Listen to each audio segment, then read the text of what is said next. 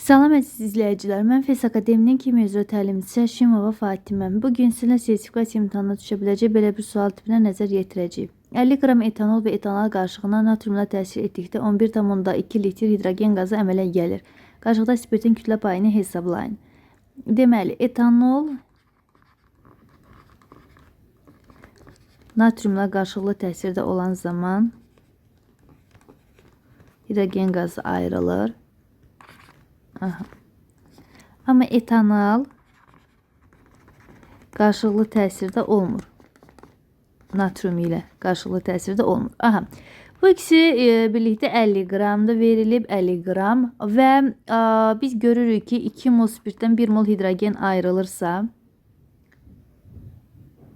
11,2 litrdə 0,5 moldur da. 0,5 mol hidrogen arasında nə qədər spirt sərf olunur? X qədər. X da bərabərdir buradan 1-ə. Yəni 1 mol C2H5OH var və 1 mol C2H5OH da 46 qram edir. 50 qramın deməli 46-sı C2H5OH-dır. 4 qram isə CH3C oksigen hidrogen, yəni etanoldur. Bizdə onun kütlə payını istəyir. Omega spirt deməli 46-na böləcək ümumi kütləyə 50-yə və vuracaq 100-ə. Buradan da 92% ifadəsini alarıq.